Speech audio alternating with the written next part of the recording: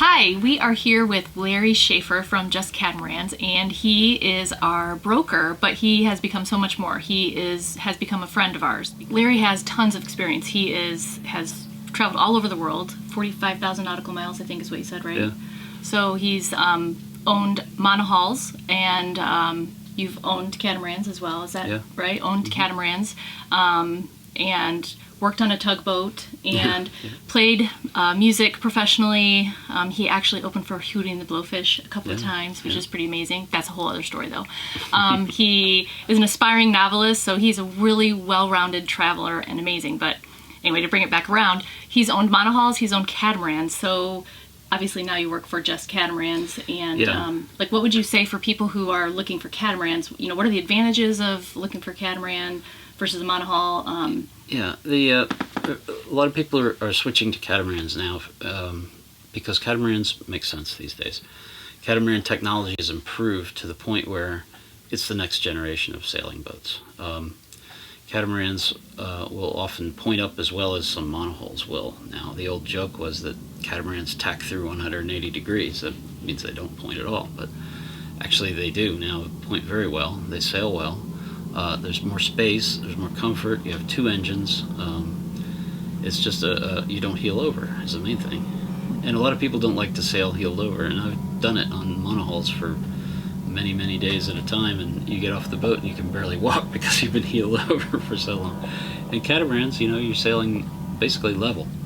There's still motion, but it's not the same kind of motion that you get. You don't roll side to side like you do on a monohull.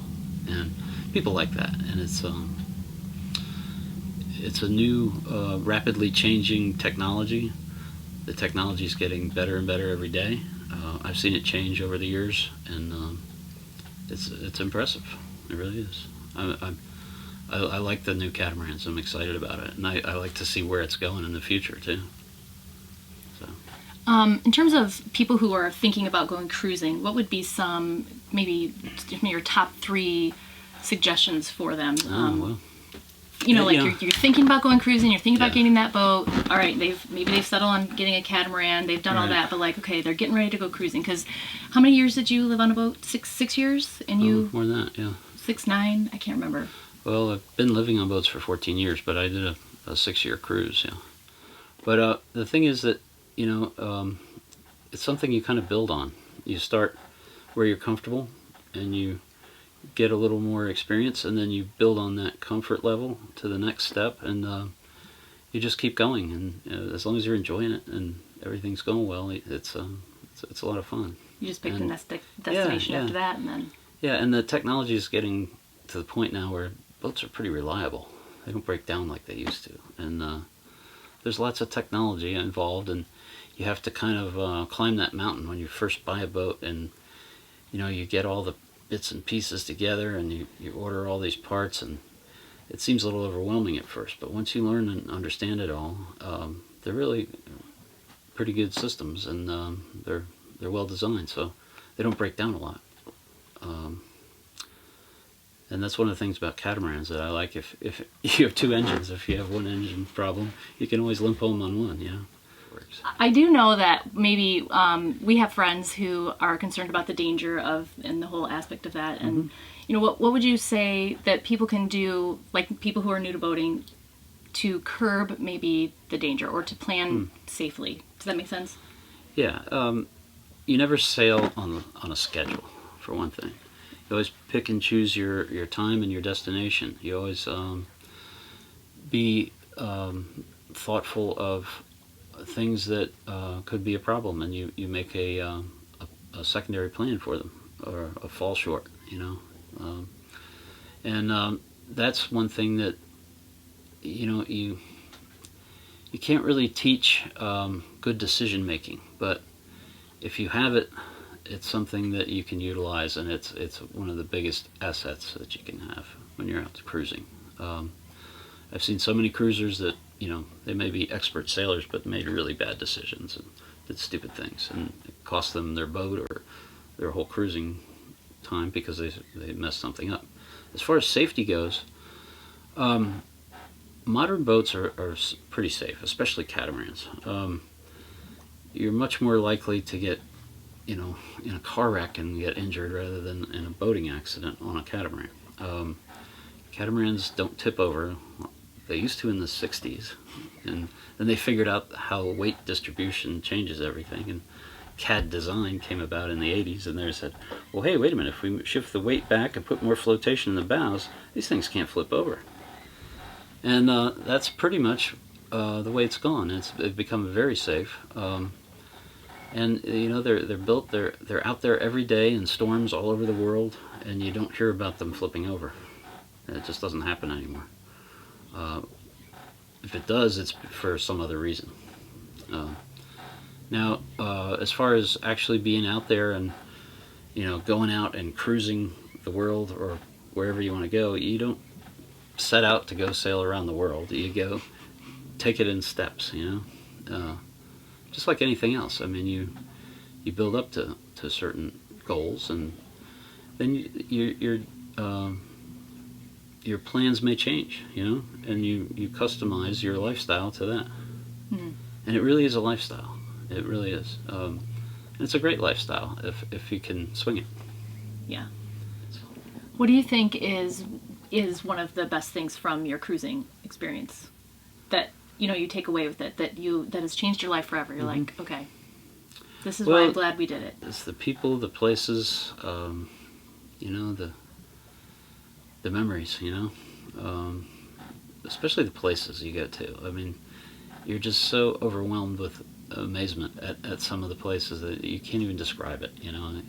Sailing into Hiva-Oa you can't really explain it to someone who hasn't experienced it. Especially after being at sea for 25 days and not seeing another ship or a sailboat or an airplane or anything.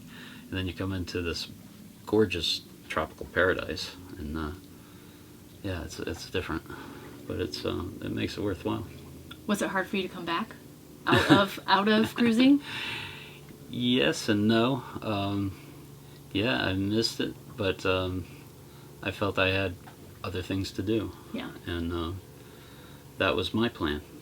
I decided that it was time to go do something else, and doesn't mean I'm done with it. Right. But for the time I was. So. Right. Okay, so I know that a lot of boaters, sailors, especially people who are starting out, always have the question like, what was the scariest moment you've ever had? Or, and we've been with Larry for a few days now, and of course we're asking him all those kinds of questions, so we've gotten some really good stories, but I wanted you to at least hear one story of an exciting / perhaps dangerous moment. It's there's always things that happen, and it's how you manage them. And sometimes you look back on them and you think, wow, that was scary, and you just laugh about it.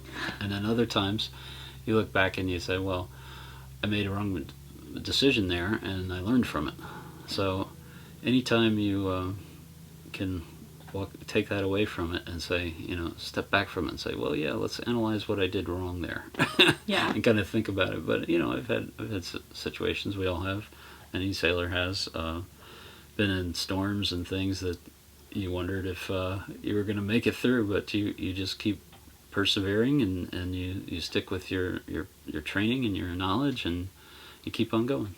And there's been times when every sailor thinks what am I doing here? Right. How did I get here? Yeah, exactly. And why is this happening right now? And it's always, I don't know, what is it they say? What doesn't kill you makes you stronger. Right. So you feel pretty strong. That's what I'm saying. I feel lucky, privileged. Yeah. So. That's good.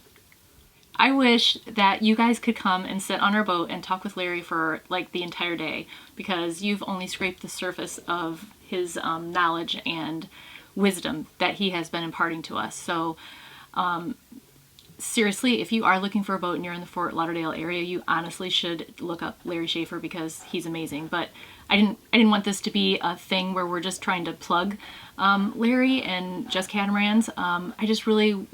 I really want you to know that if you're looking for a boat, and if you want to do this cruising thing, if you want to make a huge life change like this, find someone like Larry, someone that has wisdom and knowledge, and is willing to impart it.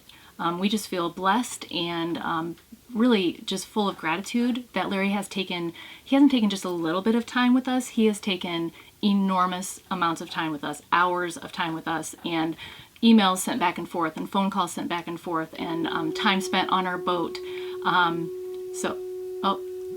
I don't know if you guys can hear that or not, but it's a conch shell being blown. And we just learned actually from Larry that in the Keys, when the sun goes down, the tradition is that people blow conch shells. They blow the conch horn, yeah. The conch horn. So, as the sun sets. Yep. Yeah. So the sun is setting right now, which means I probably need to wrap this thing up. But go find someone. We actually, or at least I have an affectionate term for Larry. I'm calling him our Obi-Wan Canapton. He's our Obi-Wan Canapton, and we've been calling him our Jedi Master and all the things, because he really has given us the confidence and encouragement to move forward even when we have felt less than capable. So go find your Obi-Wan Canapton, and I hope you're inspired to move forward.